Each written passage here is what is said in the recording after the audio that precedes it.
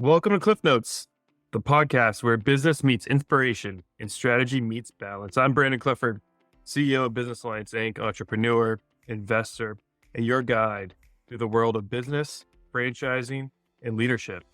Whether you're a seasoned entrepreneur, an inspiring franchisee, or just someone looking for actionable advice to take your career to the next level, Cliff Notes is here for you. Join me as we break down the complexities of business and life into bite-sized, actionable insights. This is Cliff Notes, your shortcut to success.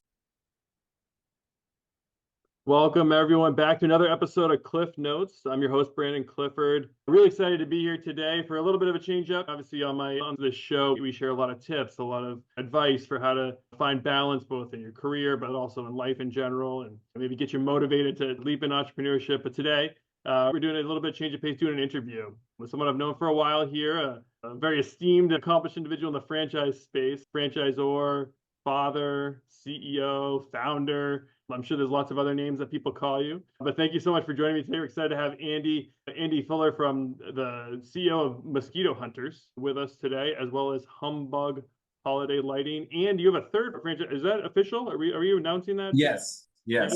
Pest Hunters, Mosquito Hunters, Humbug Holiday Lighting, franchising's only 3-in-1 home and commercial services concept. Awesome. Super cool. So yeah, but that's not really what we're here to talk about today. We're here for you to share your background, who you are, like your journey, your story. And I know you have 3 awesome brands and they've exploded over the last 5 years. And so I guess we want to kick it off for anyone who hasn't heard about you. I want to share a little bit. Who were you before you put on that? You're not even wearing the, I don't know, no vest today. I'm in the holiday spirit today. So yeah, just got the I have one of those sweaters. You should have sent me a message. I could have worn that today. Oh, we could have been twins. That's right.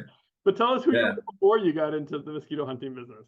I started off as a frustrated corporate employee, and I just knew I didn't want to continue down that path. And I guess really the story starts going all the way back to college. I started house painting just as a means to an end. I needed money for school. So that was where my tuition money came from, was just from running house painting business. And I loved it. I loved the creation. I love how you wake up on a Saturday morning in January and there's 6 inches of snow on the ground and you have to figure out, how am I going to get customers? And then fast forward through cold calling and setting up appointments and getting customers and building a team to ultimately painting a house. And you have a nice little upgrade for everybody involved. The homeowner gets a home that looks better and they feel better about their home, maybe even improve the value of the home. The employee, the painters, they made some money and then did your job really well as the business owner. There'd be some profit left over for you. So it was a really fair deal for everybody. And I loved it. I loved knowing that it's like, hey, if I didn't roll out of bed back in January to start knocking on doors, then I wouldn't be here now. And this customer, maybe they would have gotten their house painted, but it would have been by somebody else. And who knows where these painters would have been, but I was a part of this. I felt like I was a critical part of that team. And I loved that. And it was just accidental. Fast forward to, I go all the way through school, get my degree. I moved to Chicago and I ended up getting this job, this Fortune 500 company. It actually took me years to get this job. And I finally got the job and I thought this is going to be my career because it's a multi-billion-dollar company and there's nothing but upside. And imagine all the things that we can build with all these resources here. And then, of course, it's so naive to say now you work a job like that and you realize it's not at all what it's like. It's corporate America. And that's what I came to decide. I came to realize is that nobody is really interested in building anything. Everybody's interested in hitting their quarterly bonus, making as much money as possible, doing as little work as possible. Most importantly, avoiding blame. The worst thing you can do is make a mistake or get the finger pointed at you. So everyone's objective was to just make sure that they don't get blamed for things. And it just meant that nobody took any risks. Nobody built anything. I took a look around after being there for about a year and I realized I don't want to do this with my career. I want to go back to kind of what I did in college, but I just want to do it a little differently. I didn't want to do painting. I guess before, let's just pause there a little bit and dig a little deeper. Go back a little bit further, even as a child growing up.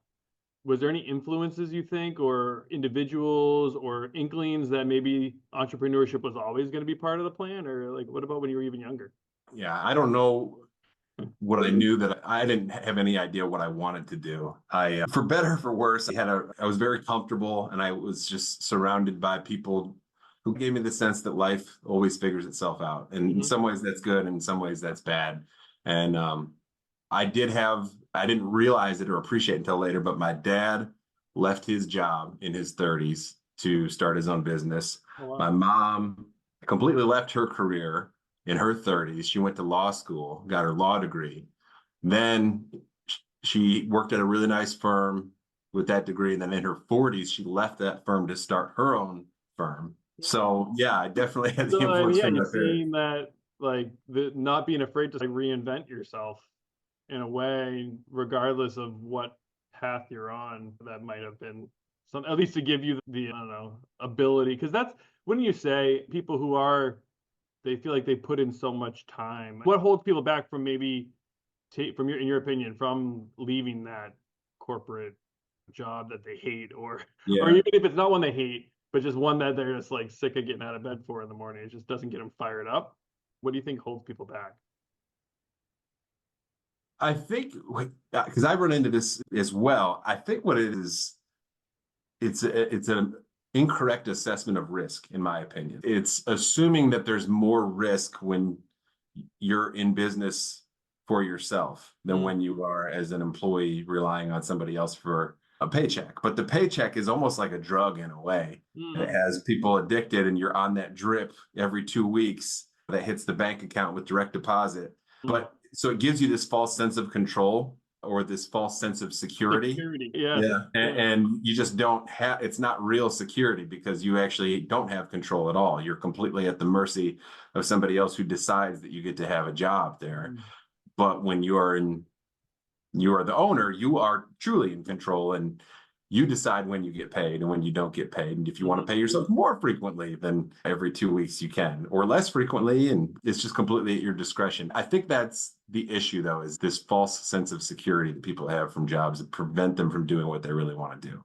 Yeah. And then, so how old were you when you made the decision? So you said what was your degree in at school? You finished school, It was got, yeah. in marketing. Yeah. I got a job in Chicago. I was in Chicago working downtown for a couple of years, actually for Chicago Tribune. And then I got a job with this other company that took me 2 years to get that job. I was there in that industry for about 5 years. So I would have been, by the time I started Hunters, I would have been 29. You're Yeah. 29, Yeah. not quite 30. Were you married yet, or Not yet. no wife? So at least you were. And so I guess, what was your mindset like when you were going through this? Did you just cut the cord completely and leave your job, or did you bridge it? What was your I bridged it. So I moonlit for about 2 years. Mhm. And then, yeah, it was after 2 years, I had a little bit of a book of business. I went ahead and made the jump. And I remember having that conversation with my dad too. I made the decision 9 months before I actually quit that I was going to quit. And yeah, I remember where I was. I was in Grand Haven, Michigan with my family, and my dad and I were walking along the beach there. And I was just telling him basically how dissatisfied I was in corporate America, but also how I was concerned about the risks. And he said some of the same things that I was just saying a few minutes ago, is that it's really not risk. You actually have a lot more control. And I remember I even said, I'm like, what if I don't make enough money and I can't pay myself? He's like, then don't pay yourself. Yeah. You put it that way. Okay. Yeah. I'm not going to quit my own company if I No, have to miss a paycheck or but something. that's the truth, and that's the thing. It's like a lot of people. I remember back, and then this isn't about me, but just a side story that kind of dovetails into that. I owned a coffee shop at one point, and I actually hated it. And Really? yeah, and I just didn't like owning it. And my parents, I made good money, like it was a good store. I made good money or whatever, and I decided I was going to sell it. And my mom, I remember being like, "What are you going to do? You're selling your business, like you're like you have to provide." I'm like, "Mom, I have full confidence in my ability to earn income. Like I'm going to do something else." Right. Right? And Right. when you have that mentality as a business owner, like, because I don't know, like at the end of the day, while I'm sure that I mean, you're very passionate, and we can get to what makes you successful as a business owner. Like you wear your brands on your, I see you out there. Everyone does, right? I love like the Mosquito Hunters garb you wear to shows and stuff, right? It gets people to look at you. But I don't believe that is what defines you as an individual, and that's why you've been able. And would you say that your businesses define you? No, no, not at all. I hear some other founders, I'm friends with a lot of founders, especially in franchising, and a lot of them will talk about, oh, this is like my baby. I've never viewed it that way. It's just a business. I've got a couple real kids. Those are my babies. But like this business, it's a vehicle. It's a canvas, if you will. And it allows, for me, selfishly, an opportunity to use my skills and to challenge myself and show myself what I can actually do. And what I've really come to appreciate about business, it's an opportunity to build leaders. And that is the thing that's most gratifying for me, is like a coaching sense, helping people find something within themselves that they didn't have when I first met And them. would you say that's why you've gravitated towards the franchise model to Yes. expand your business? What, you just tell a little bit about franchising, what, just for anybody who maybe is new to the franchising space listening to this, how your businesses are set up in a way. Yes. So it's franchising. So it means that we work with franchisees who are independent owners of their businesses. And then we have a franchise agreement in place, which means that we provide tools and support to that franchisee, to that local owner who may be somewhere, anywhere across the United States. We provide them with tools and support and with trademarks. And in our case, for Hunters and Humbug, we have an in-house call center, and we have a marketing team. We manage all the marketings in a centralized basis. But anyway, we do all of that. And then the franchisee will pay us a royalty, which is a percentage of the revenue that they generate. And that's the relationship. It's, if you were to climb Mount Everest and you've never done it before, you'd probably hire a Sherpa. We're like your Sherpa. So you're doing the work yourself. You're climbing up the mountain. You get to the top and you can look down with pride because you know that nobody carried you up there, but you weren't completely alone. You had You're giving them a somebody. vehicle, right? Like you Yeah. said, like your businesses are a vehicle for you, and you're actually now manufacturing these and teaching people how to drive the vehicle and all that, which is really neat. I actually think that is a point of contention that happens sometimes in franchise concepts where the franchisor is so caught up and passionate, which is good, right? You want them to be passionate about their brand, but then they don't understand why their franchisees maybe don't have the same passion. And if you guys, if you get through your head and realize, any franchisors listening to this, it's because they're using you as a vehicle, and that's okay, because that's what a business should be, is a vehicle, and then that's how you can really scale and have a good life. So let's get back to your story. Unless, did you want to share a comment on that before we do? No, that's great. Yeah. Let's get back, because we derailed a little bit. Sorry. So here you are. You're 9 months of working a job and having this, and you're walking on the beach with your dad, like you said. Now, was that kind of like your aha moment? I'm all in on this, or was there anything else? What made you? What was that moment that made you decide, okay, I'm doing this? That was the moment where I just kind of said it out loud to the world. And there was a colleague who I worked with, who I'm still really good friends with. And I remember I told him real early on, and it was like, oh my God, I'm saying this out loud. Like, I have to do it. I said it to my dad. I said it to my really good friend who I work with. I'm starting to tell more people. Obviously, I told my then fiance, I can't back down now. Like, I'm doing this, because I knew deep down I wanted to do it. I was concerned. I had fear, and I had to overcome that fear. But I will say, then fast forward about 18 months later, I had already made the jump, and I was in the business long enough where I could really put in the time and energy to make this thing scale. Grew really well, and I had time and energy to really build teams, build systems.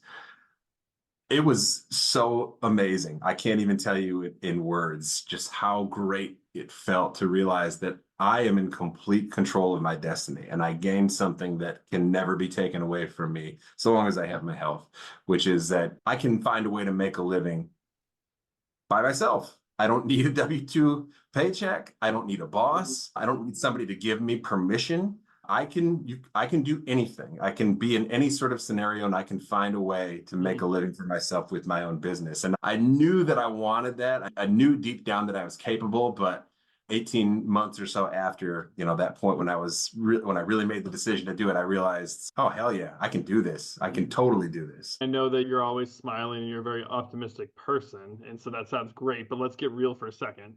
And I'm sure there was bumps, right? What were some of the biggest challenges or maybe some surprises that hit you along the way? Oh, plenty. There's plenty of little surprises that happen all the time. Earlier days, it's a customer who's maybe being difficult, or an employee who doesn't show up, or I had an employee get into a car accident.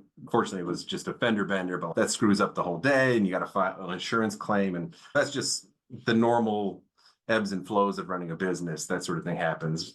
Other bigger things, I had a few years into it, a manager who I really trusted quit with less than 2 weeks notice, like 3 days notice. And just he was going through some personal stuff, and it was right at the beginning of mosquito season. So it was like really bad timing. Fortunately, that guy's best friend was also an employee who was just coming up as a manager. And honestly, that guy is, he still works. I still work with him today. He's an amazing guy, and he's continued to grow with the company. But that, I saw how resilient that guy was. And honestly, I saw how resilient I could be in that moment.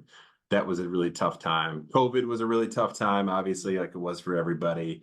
But we had this plan, and the season's about to get started, and it was March of 2020. Everybody remembers where they were in March of 2020.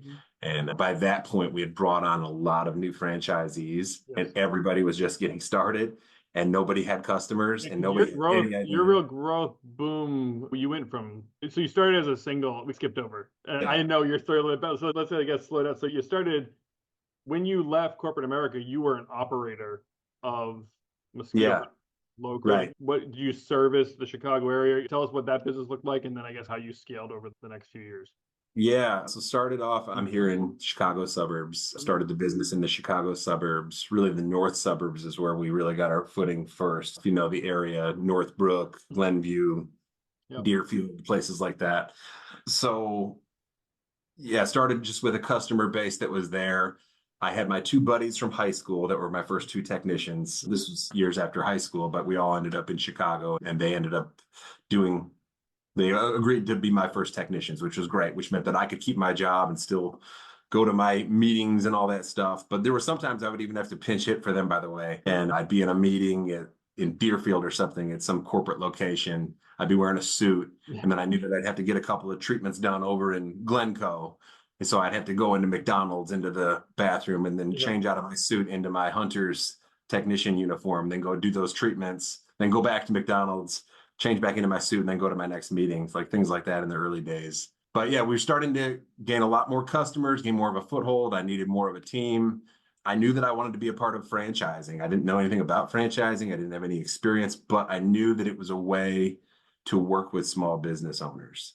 And that's the thing that always resonated with me, is it's the closest thing to a tribe I've ever had. It is a tribe. It is my tribe, is business owners, small business owners in particular. And I gravitated to franchising because I love being able to work with business owners every day. I know exactly what it feels like to not know what your options are and to feel like you're trapped someplace, or the rules say you have to have a career doing something that you're not happy doing. The rules say somebody has to tell you what you can do with your time. And I just know that there's a better way. And I love that aha moment for a franchise owner. And in some cases, they're in their 20s. I'm jealous of them. In some cases, they're in their 50s or 60s, and they're realizing this, and it's a magical thing. It really is. And I get to be a part of that. So anyway, that's why I was attracted to franchising. And then it was a very iterative process over the course of a few years. But I got a franchise disclosure document and a franchise attorney, and started getting franchisees in 2016. Yeah, and so from 2016 to 2019, leading up to COVID, that was when you took off pretty quick, right? Like by 2020, how many franchisees did you have? Yeah, by 2020, we would have had around 50. Yeah, so now you're looking at 50 adults who literally listed in you as their leader, right? Yes, they're independent business owners, and yes, they can make their own decisions, but now the world shuts down. And they're looking at you. All right, Andy, what do we do? And so how was that? Like, what did that feel like? Felt great. No, I will say that was a watershed moment that month for us in March, where we started off. I felt this way. I was open with our owners about this. I just said, it's not fair for all the work that we've done. It really isn't. And I just said that out loud. I'm like, I'm not afraid to say it. It's not fair. It's not fair to us for everything that we've done, all the listening and all the building that we've done. And I realized it just doesn't matter. It doesn't matter whether it's fair or not. This is what's happening. And as owners, it's not up to us to just highlight what the problem is. We need to create what the solutions are. And so we're going to decide to create solutions and create the outcome that we want. And that's what we all did. We rallied together and shared best practices. This is franchising at its best, is we were all across the country fighting this battle with limited customers for most of our franchisees. Some franchisees literally zero customers, and we had to say what's going to happen. So we found a path. And fortunately, it ended up being the year of the homebody. Really, 2021 was also the year of the homebody, which was good for our business. So as people weren't going on vacation, they weren't going out to restaurants or to the movies or to concerts, and they were spending more time at home and in their yard. And so for us in the mosquito control and pest control space, that meant let's perform some treatments so that way you're not getting chewed up by bugs when you're at home. And then you went on to a pretty big growth after that, right? Because now you're over, what are you at, 150 now? How many franchises do you have? Yeah, about 140, 150 locations, and it's about 80 franchisees at this point. Yeah. Wonderful.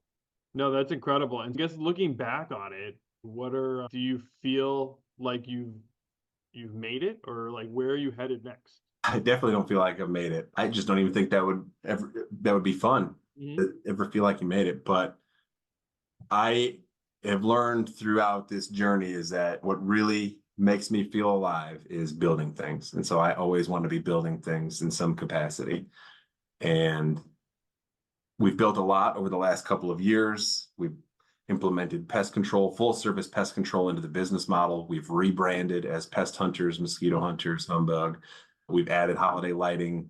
So now we're in a sandbox that's 15 times the size what our old sandbox used to be when we were just in the mosquito space. Went from, $2 billion industry to $31 billion industry. So now we need to capitalize on that. But then there's more pests. We're not officially in the termite control or bed bug control space. We're not in wildlife. We want to get into wildlife over time. There's more opportunity within holiday lighting to go deeper. So just want to pursue that. And I want to make sure we do that in the right way. But I want to give franchisees a model and tools that will help them to build empires and create generational wealth. That's what really excites me, is being a part of that building and just having franchisees experience those aha moments. Yeah. Is there any particular, and you don't have to share names, but any, I don't know, like particular moments with franchisees that have been special that you'll carry with you? And even if you're having a rough, because I'm sure there's still rough days today, and you can call back upon to keep you motivated and moving forward. Yeah. There's so many. It's what keeps me going, is to see those moments. I'm looking over here because I'm looking at my map. I'm looking at my map and I see all the pins in there. I'd say the ones that are really exciting me these days, if I have to pick something, is we're seeing more owners at a point in the business where they're hiring a GM, where they're giving this GM a really good salary, maybe some benefits, maybe even some other perks as well.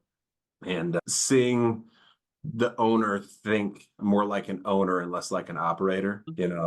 You never want to be starting this business where you're putting on the backpack sprayer every day. That's a huge problem. You should know how to. You have to be willing to do it, right? As a business owner, that's, I think, something that's important, that you have to be willing to do anything that you're going to ask your guys to do. Yes. That doesn't mean you're going to do it, right? No matter what, whether you own a restaurant, you got to be willing to flip the burgers. If you own a hair salon, you got to be willing to cut hair, maybe. I don't know, but yeah, I think that's an important. You're nodding, but yeah, no, you're right. You absolutely need to be willing to do that, and it informs you as a manager. You should know how to do it. The part that on the other side of the spectrum that I really don't like hearing, I used to hear this a lot from candidates, and fortunately I haven't heard this in a long time. Big credit to the consultants that we're working with and our friend dev team and all of that. But what I don't like hearing when someone's like, I'm going to save money early on by being my own technician. No, like, you're not saving money by doing that. You're actually really limiting what your revenue upside is, so there's a balance that's there. When they go from I'm a manager and I'm managing the technicians to I'm actually a manager of managers who are managing the technicians, that really helps them think on an even broader scale, and that helps them multiply a lot faster. Yeah, I like the imagery of, okay, if I'm a business owner, I have all these hats. You know what I mean? And like, your job is to get all the hats off your head. You know what I mean? And as soon as you take one off, usually another one comes on. You're always trying to put it on someone else's head. And the more hats you can get out there, that's how you scale your organizations. Absolutely. So what are some things that, I guess, kind of, I don't know, keep you grounded? You have seems like you have, I don't know, like a million irons in the fire. You're always looking for building and everything. I don't know, what kind of keeps you grounded to be able to, I don't know, keep a level head on your shoulders? What helps for me is reminding myself that I control who I work with. And so over time, I've surrounded myself with great people. I love the people I work with. I love not just franchisees, but others on the franchisor team. I still own the business here in Chicago, and I get to control who I work with. And I love the people I work with. They're great. And if I'm being honest, it wasn't always the case. There were franchisees who were on board that I didn't love working with. They're not here anymore. There were employees that were here that I didn't love working with. And it just, things take their course. And I've become better and better at just building a team of people that I want to work with. And so I really enjoy every day, all of the work that I get to do. And then I really try to make time every single day to be with my kids. They're 2 and 7, and just enjoy that time while I can, because they still think I'm cool, so that helps me stay level. If you think you're cool. Yeah. What's that? If you do it right, they'll always think you're cool. Yeah, I'm not holding my breath during those teenage years, but I'll try my best. But yeah, that, and so I've heard I meditate. you mention, that helps. Yeah. You mentioned multiple times here people, and the importance of surrounding yourself with people and enjoying the people. And so that's something that doesn't come easy to everyone. So what are some things that you look for in an individual who you're going to hire, even from like an entry level position all the way up through? Like, what are some of the qualities that you look for in team members?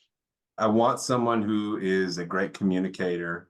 I want someone who's really collaborative, someone who wants to be a part of something bigger than themselves. I want to work with people who value the customer's experience. I want people who respect the brand, that don't really see pest control or holiday lighting as some sort of stepping stone to something else, or see franchising as some sort of stepping stone, but someone who can actually visualize the gratification that you can get out of this kind of work.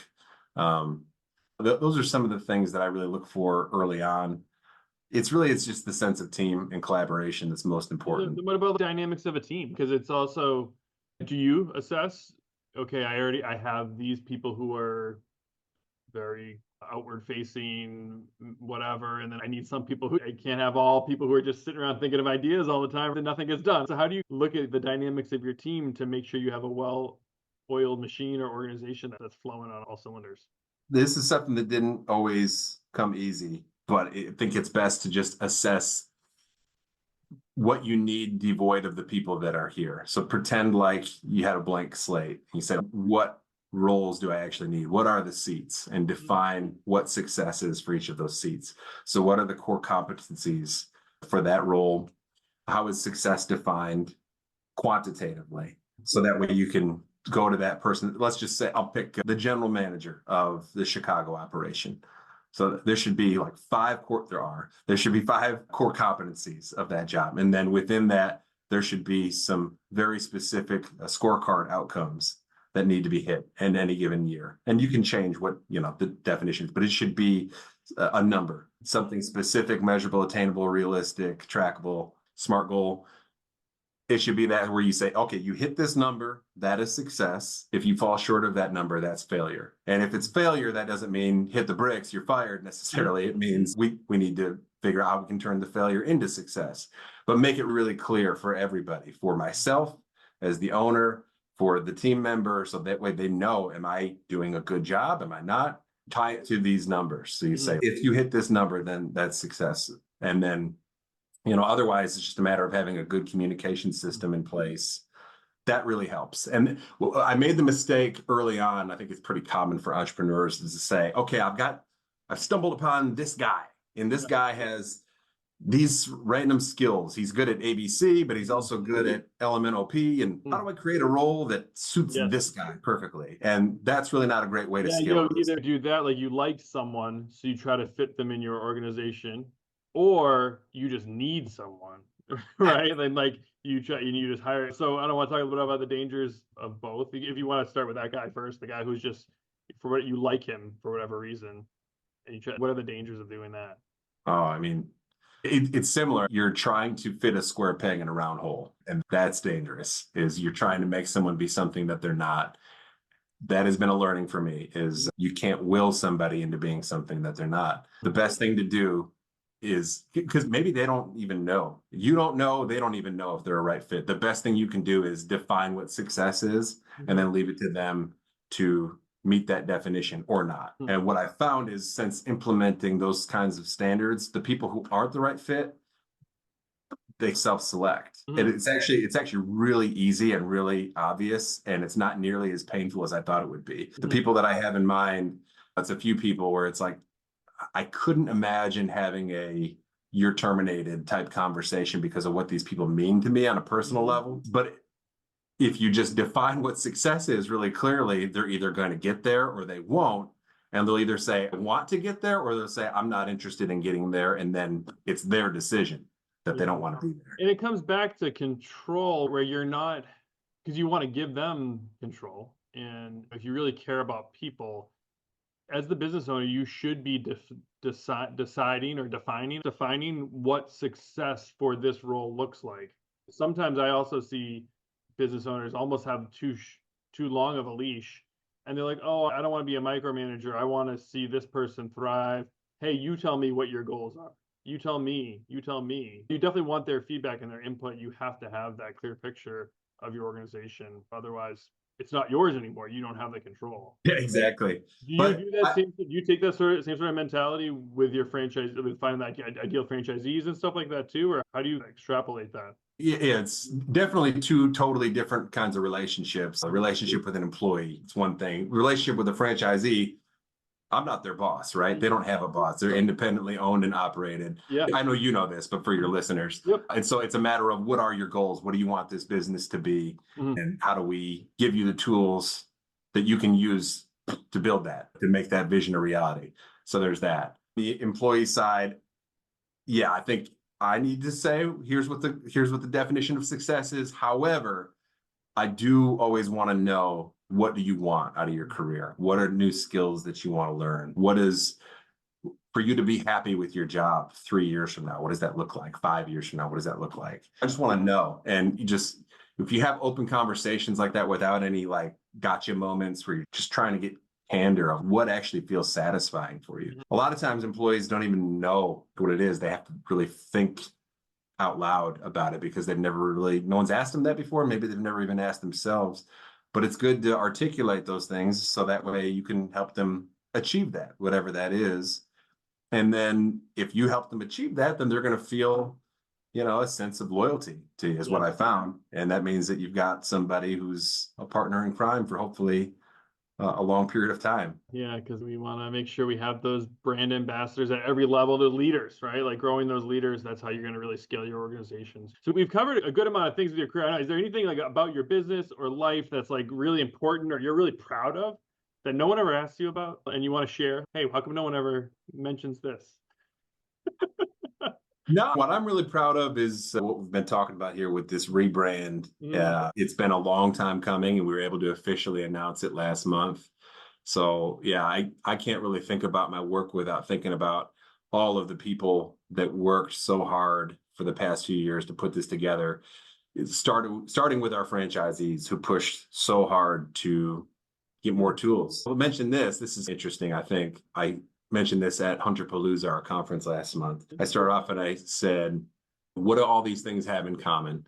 I said, the Big Mac, the $5 foot long, the DQ Blizzard, the Pizza Hut stuffed crust pizza, and the drive-through window. What do they all have in common? Do you know what it is? They all came from franchisees, of course. Exactly right. Exactly right. Yeah, they all came from franchisees. And so franchising has this really rich history of franchisees and franchisors collaborating to make something bigger and greater. And we're a part of that too. Like we are a 3-in-1 concept because our franchisees said we want more. We want to create generational wealth and we want to build empires. And so it was people like Josh Ambrose out in Jacksonville, Florida, is a franchisee reaching out and saying, I want to be a part of this. I want to build this. In fact, in the case of Josh, I'm doing this with or without you, man. Yeah. He's like, I'm going after this. And so there was so many franchisees like that shared resources and shared ideas and just put thought to action to build teams to make this a reality. That's what I'm most proud of. I think the thing that gets overlooked with franchising is just that special relationship between franchisee and franchisor, because there's nothing else like it anywhere else in business. And for those who get it, there's no other way to do it. Yeah, when it's done, that listening is so important. You have to make sure you respect the fact that they are the ones on the front line. The person who's closest to your customer is typically the one who has the best insight. And Yeah. people like they sit up in these towers or whatever, and they forget about that. And it's not through ill will. Usually, they still have the best intention. Oh, the people who are in the ivory tower don't know that they're in the ivory tower. That's what I've learned. They think that they're not. Yeah. Right?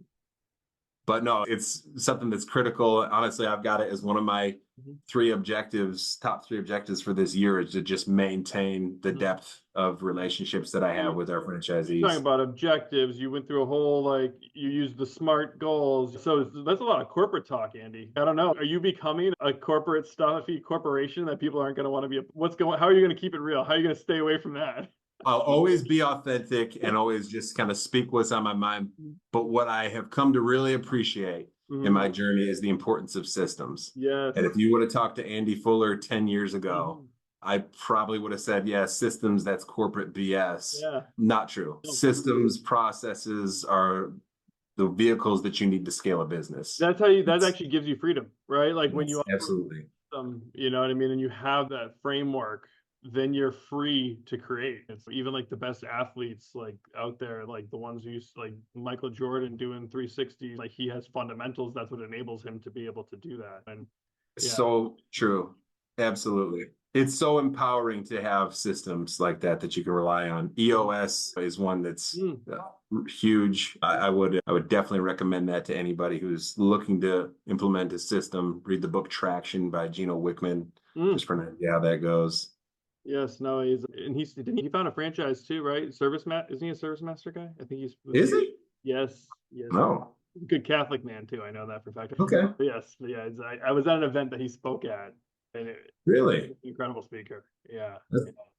That's cool. All right, so I like to wrap it up with some fun stuff here. So we got some fire questions. So I'm going to ask you just some simple things, quick, one or few word answers. First thing comes to mind. All right. Okay. Very easy. What's your coffee order? Black. Awesome. What's the last great book you read? Who by Jeff Smart. Who by Jeff Smart. That's a new one. I've actually never heard of that one. Who by Jeff. Awesome. Put that down there, guys. Write it down. All right. Jeff with a G. Geoff. All right. Hidden talent. Do you have one first? I play piano. Piano. Okay, great. The best advice you've ever received? This one came from my dad. People make decisions with their emotions and justify them with facts afterwards. Credit your dad. Beautiful. Isn't like dads, right? Like how important are dads? It's the best. It's the best, yes. All right. What's your favorite city? You got a lot of franchisees out there that might get mad about this one, but what's your favorite city to visit?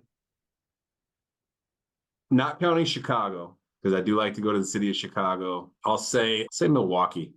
Milwaukee. And that won't offend a franchisee because we don't have a franchise there. All right. And if you're in Milwaukee and you want to have the founder, the CEO visit you often, sign up. One of the best kept secrets in America, Milwaukee, Wisconsin. I'm telling you.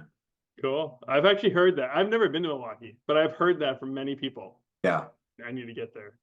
Excellent. What's the most used app on your phone? Planner, Microsoft Planner. It's got all my checklists and love it. Oh yeah, that's how I stay on track. All right. And what's one word that would describe your journey so far? Satisfying. Satisfying. I like it. Cool. Not fun, but satisfying. There's I think that's something that's misconstrued with entrepreneurship is it must be really fun. It's like, some days are fun. There are some moments that are fun. Some days are really hard, but it's almost always satisfying because it's mine. Wonderful. I think that's a great way to end this. And thank you so much for your time. I know you're a busy guy, but I guess before we completely wrap up, where can someone go if they want to either connect with you or learn more about your businesses, learn more about your franchises, shout out to your websites or whatnot on here? Yeah, website, mosquitohunters.com, pesthunters.com, humbugholidaylighting.com. Mosquito Hunters franchise is still the main hub, mosquitohuntersfranchise.com for franchising information. Otherwise, look for me on LinkedIn. I've actually been really deliberate about trying to make some hopefully useful LinkedIn content so far this year. keep an eye out for me there. Awesome. Andy Fuller.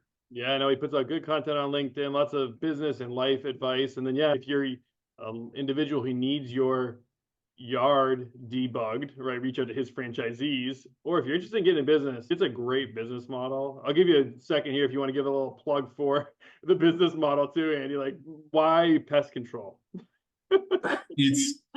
We've got a very boring business over here with mosquito control and pest control. And then we've got a very exciting, glamorous business with holiday lighting. And we combine them and roll them all up into one. Pest control is very boring, but super reliable. It's a $26 billion industry. Once you include pest and mosquito, there's a reason why it's so large. It's because people need it. And then holiday lighting is one of the fastest growing home services on record so far to date.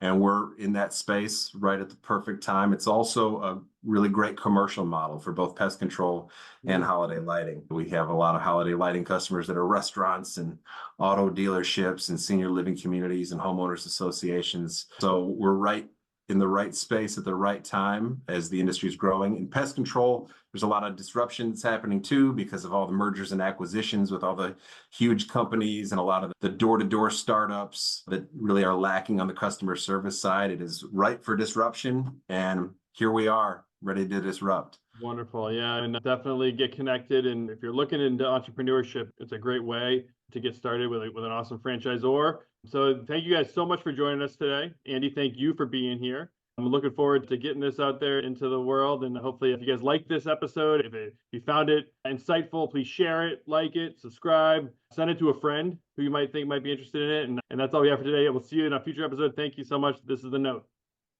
Thank you so much for tuning into this episode of Business Alliance Insights. I hope you're walking away with some valuable insights to help grow and strengthen your business. If you're looking to connect with other business leaders, franchisors, franchisees, brokers, or even just looking to explore more tools to scale your business, be sure to get connected to our BAI network and check out FranLink, our exclusive social media platform built solely for our members. You can learn more about it and everything Business Alliance Inc. has to offer by visiting businessallianceinc.com. Again, that's businessallianceinc.com. Don't forget to subscribe, leave a review, and share this podcast with other business leaders who are ready to take their businesses, their brands to the next level.